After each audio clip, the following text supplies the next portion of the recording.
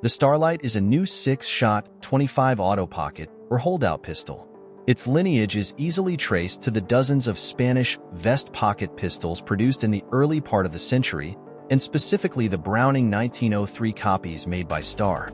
The gun is vastly smaller than even those, though, and can easily perch on the palm of one's hand.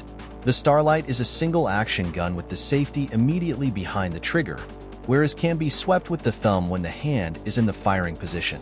There is a butt-placed magazine release, similar to Browning's vest pocket model, and wasn't imported to USA.